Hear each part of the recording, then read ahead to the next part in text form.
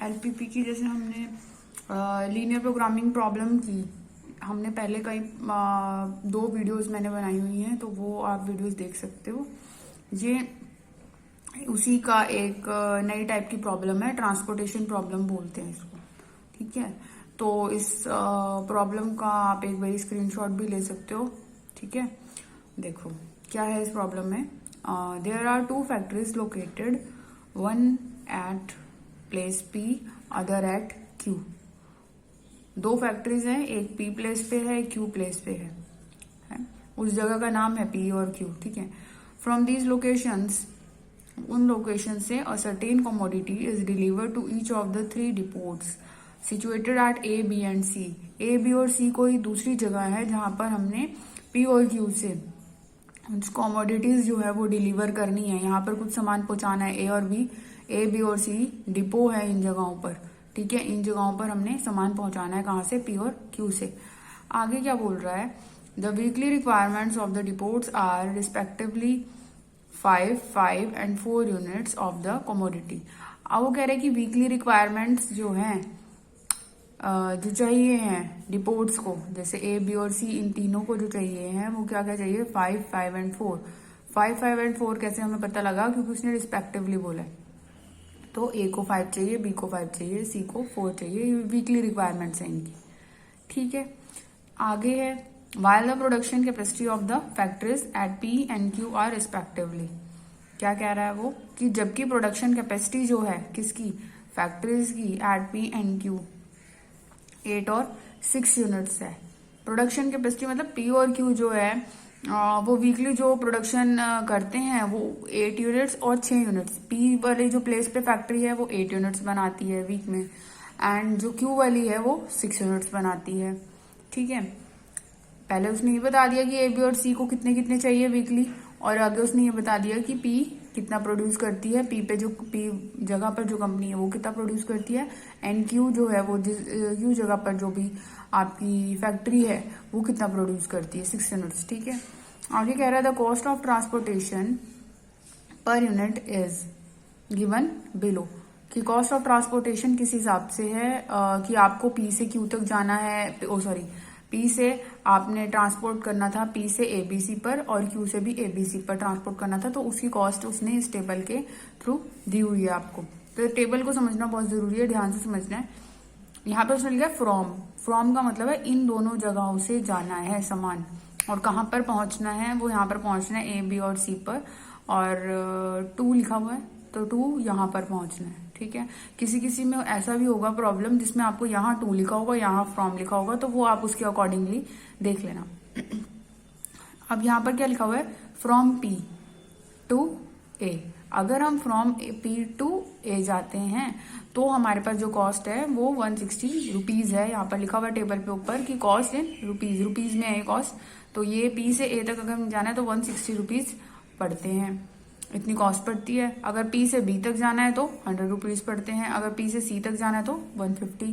Similar manner में Q का भी दिया हुआ है, क्यू ने ए तक जाना है, क्यू से ए तक अगर आप जा रहे हो तो इतनी कॉस्ट, क्यू से बी तक जा रहे हो तो इतनी कॉस्ट है, क्यू से सी तक जा रहे हो तो इतनी कॉस्ट है।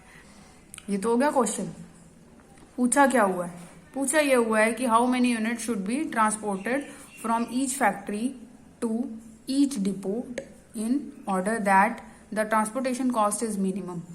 वो कहता है कि आपकी ट्रांसपोर्टेशन की कॉस्ट मिनिमम हो, इस तरीके से आपने ये बताना है कि how many unit should be transported, कि हर फैक्ट्री से पी और क्यू पे जो फैक्ट्री है वहां से ए, बी और सी को कितनी कितनी जो है वो यूनिट्स जो है वो प्रोवाइड करवाई जाएंगी, कितनी भेजी जाएंगी, ट्रांसपोर्ट की जाएंगी, इस तरीके से कि कॉस्ट जो है, जो टोटल कॉस्ट है वो मिनिमम हो जाए।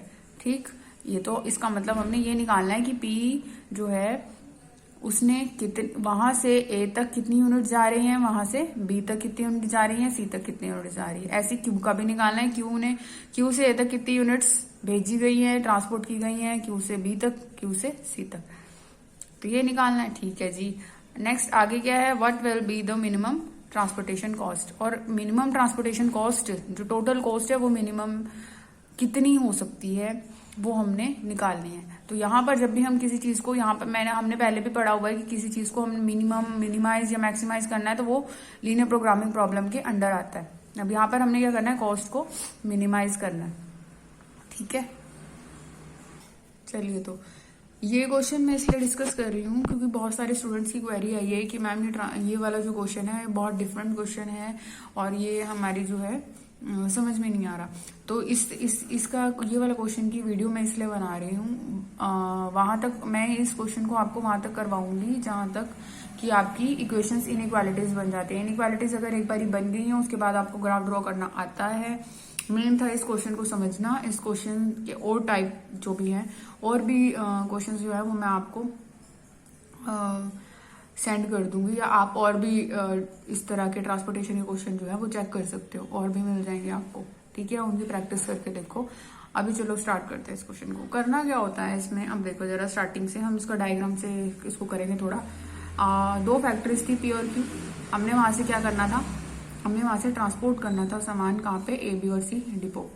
ठीक है, तो इसको बनाने का क्या तरीका है, हम इसको नॉर्मली बनाते हैं, बहुत इजीली क्वेश्चन हो जाता है, बस समझने की देर है।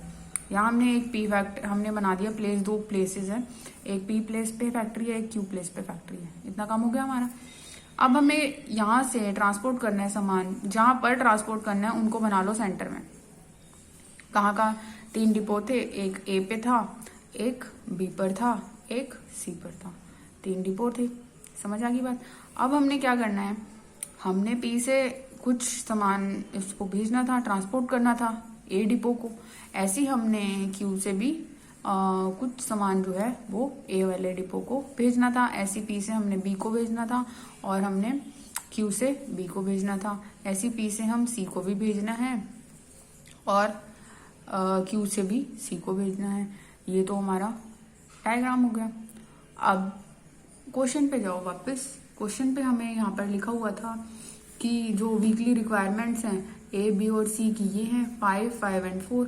ए के 5 चाहिए, बी को 5 यूनिट्स चाहिए एंड सी को 4 यूनिट्स चाहिए। तो हमने यहाँ पर लिख लिया कि ए को 5 यूनिट्स चाहिए, बी को 5 यूनिट्स चाहिए एंड सी को 4 यूनिट्स चाहिए, जितनी इसको नीडेड है। ठीक, उतना लिख लिया। नेक्स्ट हमें एक चीज और दी गई थी कि पी और क्यू जो है उनकी प्रोडक्शन कैपेसिटी कितनी है। उनकी प्रोडक्शन कैपेसिटी क्यू की रिस्पेक्टिवली दिया हुआ है, तो यानी कि जो पहले लिखा हुआ है वो पहले वाली। पी जो है उसकी प्रोडक्शन कैपेसिटी है 8 यूनिट्स की एंड क्यू की प्रोडक्शन कैपेसिटी है 6 यूनिट्स की। इसका मतलब जो पी है वो 8 यूनिट्स बनाता है पर वीक एंड ये जो बनाता है 6 यूनिट्स बनाता है। अब इसमें जो है ये हमारा डायग्राम बन गया। ठीक, तो हम इसके बाद जो है, समझो ध्यान से क्या करना होता है। इसके बाद हम क्या करते हैं, हम ये बोलते हैं कि हमें नहीं पता कि पी ने कितनी ए को दी है, कितनी बी को दी है एंड कितनी सी को दी है। तो हम सपोज कर लेते हैं कि लेट जो है कि वो एक्स जो है, पी जो है वो एक्स यूनिट्स ट्रांसपोर्ट कर रहा है, किसको, ए को। ठीक, तो यानी कि सपोज करो कि अगर पी ने ए को जो ट्रांसपोर्ट करनी है, ध्यान से समझना इस चीज को, पी ने ए को जो ट्रांसपोर्ट करनी है, अगर वो एक्स यूनिट्स भेज देता है, इसको एक्स यूनिट्स जो है वो ए को दे देता है, तो इसके पास कितनी आ चुकी हैं, कितनी आ गई हैं, इसके पास एक्स यूनिट्स आ चुकी हैं। अब इसको और कितनी चाहिए, इसको चाहिए 5 माइनस एक्स। एक्स कुछ भी हो सकता है बट उसे 5 चाहिए, 5 से ज्यादा तो नहीं चाहिए। तो इसका मतलब एक्स जो है वो 5 से कम ही होगा, जो भी होगा हमें नहीं पता क्या है। 5 हो सकता है इसने पूरी 5 दे दी हो इसको, हो सकता है उसने 2 ही दी हो सकता है उसने 1 ही दी हो सकता है उसने कुछ भी ट्रांसपोर्ट ना करा उसे, बट हमें निकालना है ना। तो हमने सपोज किया कि लेट एक्स जो है वो उसने इतनी यूनिट्स एक्स यूनिट उसको ट्रांसपोर्ट कर दी। ठीक, तो इसके पास इसको अब और बाकी कितनी चाहिए, सपोज करो कि इसने इसको 1 यूनिट दिया है, इसको कितनी चाहिए, 5 माइनस 1 यानी कि 4 चाहिए। ऐसी अगर इसने इसको x यूनिट्स दिए हैं तो अब इसको बाकी बची कितनी चाहिए, 5 माइनस एक्स। वो कौन देगा, ये देगा, क्योंकि इसको तो जरूरत है उतने टोटल की। तो ये हमें ये देगा, क्यू जो है वो उसको 5 माइनस एक्स यूनिट्स देगा। इतनी बात समझ आती है। क्यू जो है वो ए को कितनी देगा, 5 माइनस एक्स, क्योंकि इसको टोटल रिक्वायरमेंट ही इसको 5 की है, एक्स इसने दे दी है। इतना हो गया। सिमिलर मैनर में इसका हमने लेट कर लिया, सपोज कि ये इसको पी जो है वो बी को y यूनिट्स दे रहा है। ठीक, वही बात हुई, इसको 5 की रिक्वायरमेंट है, ये इसको y यूनिट्स दे रहा है, तो ये कितना देगा, ये देगा इसको 5 माइनस y यूनिट्स। इस चीज को ध्यान से समझना है, बहुत ध्यान से समझना है इसको, ठीक है। ये हो गया। अब तुम सोच रहे होगे कि भाई इसको x लिया, इसको y लिया, अब इसको z ले लेंगे। नहीं, हम 2 ही वेरिएबल में काम चलेंगे। जितने कम वेरिएबल लोगे उतने इजी रहता है क्वेश्चन, ठीक है। और आपके पास जो फिलहाल लीनियर प्रोग्रामिंग प्रॉब्लम्स हैं उसमें 3 वेरिएबल के क्वेश्चंस नहीं हैं, ठीक है। तो x यूनिट्स और y यूनिट्स की बात हो गई। यहाँ पर अब देखो, इसके पास टोटल कैपेसिटी कितनी थी इसकी, 8 की। 8 में से इसने x इसको दे दी, ठीक, y इसको दे दी, ठीक है। इसके पास क्या बचेगा, इसके पास बचेगा 8 माइनस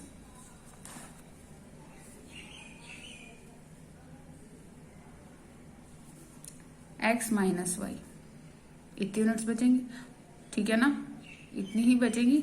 अगर ठीक, क्योंकि उसने पहले क्या करा था, सिंपल सी बात है, देखो यहीं पे लिख देती हूँ मैं। 8 थी उसके पास टोटल, उसने पहले x इसको दे दी, यानी कि 8 में से x माइनस कर दो। 8 माइनस एक्स बच गई थी इसके पास, x तो इसने दे दी, इसके पास कितनी बच गई, 8 माइनस एक्स। 8 माइनस एक्स में से फिर उसने y इसको दे दी, यानी कि 8 माइनस एक्स में से y भी माइनस कर दी, तो बची ये, और ये जितनी भी बची हैं वो इसने c को दे दी। ये जो यूनिट्स हैं ये इसने c को ट्रांसपोर्ट कर दी, c को ट्रांसपोर्ट कर दी, किसने, p ने c को ट्रांसपोर्ट कर दी। अब c को चाहिए कितनी थी, c को तो 4 ही चाहिए थी, 4 चाहिए थी, इसने इसको ये ट्रांसपोर्ट करिए। हमें नहीं पता ये जो ये बची हुई है, क्योंकि हमें x और y ही नहीं पता, तो ये टोटल कैसे पता होगा। तो ये जो टोटल है, इट में बी 1, इट में बी 0, इट में बी 2, कुछ भी हो सकता है, ठीक है। तो जो बची हुई यूनिट्स हैं ये सारी की सारी ये ट्रांसपोर्ट करेगा। अब बची हुई क्या होंगी, 4 में से हम अभी तक क्या करते आए हैं, हम इसकी जो रिक्वायरमेंट है इसमें से इसको माइनस करते आए हैं। वो बची हुई यूनिट्स ये देता है, क्यों दे देता है, तो यहाँ पर भी यही करेंगे सेम मैनर में, 4 में से इसको माइनस करेंगे। 4 में से इसको माइनस करोगे तो आपके पास बचेगा x प्लस वाई माइनस 4। इसको करके देख लेना, 4 में से हमने इसको माइनस करना है, माइनस करेंगे तो ये वाले साइन पॉजिटिव हो जाएंगे, और ये प्लस का 4 माइनस का 8, तो ये बच जाएगा। इतनी यूनिट्स जो है वो Q ने C को ट्रांसपोर्ट की। अब ये जो है वो हमारे पास पूरा जो डायग्राम बन गया, ये डायग्राम हमारे पास पूरा बन गया है। अब आ जाओ कॉस्ट के ऊपर। कॉस्ट क्या थी, कॉस्ट के ऊपर, चलो कॉस्ट की बाद में बनाएंगे, पहले ये सिंपल इससे इनइक्वालिटीज बना लेते हैं। सबसे पहली बात, अगर P ने A को कोई भी चीज ट्रांसपोर्ट करी है, ठीक है, कोई भी चीज जो हम ट्रांसपोर्ट कर रहे हैं तो या तो हम प्लस की ही करेंगे, नेगेटिव तो कोई चीज हो ही नहीं सकती।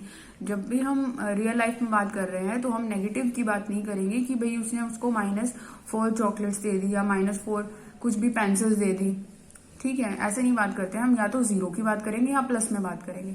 तो यहाँ पर क्या है कि P ने A को दी है, चाहे वो 0 ही दे, चाहे वो 1 दे, 2 दे, 0 दे, लेकिन हम माइनस ऐसे नहीं बोल सकते कि इसने इसको माइनस की 4 यूनिट्स ये दे दी। -4 तो कुछ नहीं है, एग्जिस्ट ही नहीं करता, तो हम 0 पे, ठीक है। तो ये वाली चीजें जो भी होंगी, जितनी भी चीजें हैं, ये जितनी भी इसने इसको यूनिट्स ट्रांसपोर्ट करी है, हमेशा ये सारी जो हैं वो ग्रेटर देन इक्वल टू 0 आएंगी।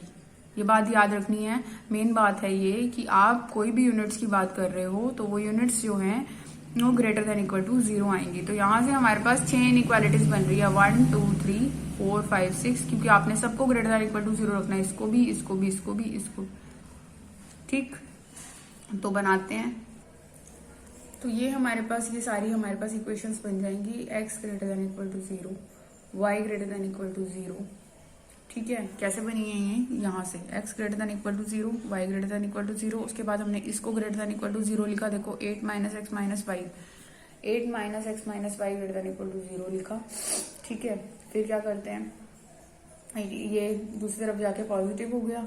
फिर क्या है हमारे पास, x plus y less than equal to 8, यही इनइक्वालिटी है, ठीक है। इसको हमने चेंज करके नहीं लिखा है, इसको ये इनइक्वालिटी का ध्यान रखना है कि भाई ग्रेटर का साइन 8 की तरफ है, वही चीज लिखिए। इसी चीज को दोबारा इस तरीके से लिखा है ताकि आपको समझ आ जाए, ठीक है। नेक्स्ट क्या है, 5 minus x 5 minus y and then ये। तो हमने क्या करना था, इन तीनों को भी अलग अलग ग्रेटर देन इक्वल टू 0 लिखना था। 5 माइनस एक्स को ग्रेटर देन इक्वल टू 0 लिखा, then x is less than equal to 5, 5 minus y is greater than equal to 0, then y is less than equal to 5। ठीक है, यहाँ पर क्या है, x plus y minus 4 greater than equal to 0, x plus y greater than equal to 4 बन गया। 4 को जब दूसरी तरफ ये हो गया, तो ये हमारे पास जो है 6 इनइक्वालिटीज बन गई हैं, जो हमारे पास लीनियर प्रोग्रामिंग प्रॉब्लम में बनाई जाती हैं, वो इक्वेशंस हमारे पास बन चुकी हैं। अब इसको देखो एक बारी ध्यान से, इसको देखो एक बारी ध्यान से, ये हमारे पास बन गई हैं। जो भी इक्वेशंस बननी थी उन सारी इक्वेशंस को मैंने एक साथ इकट्ठा करके लिख दिया है। ये चीजें हैं 1 2 3 4 5 6, ये चीज ये बन गई है। इससे हम एलपीपी सॉल्व करेंगे, जो भी हमने ग्राफ बनाना है वो इसके अकॉर्डिंग बनाएंगे। ठीक है, बन जाएगा।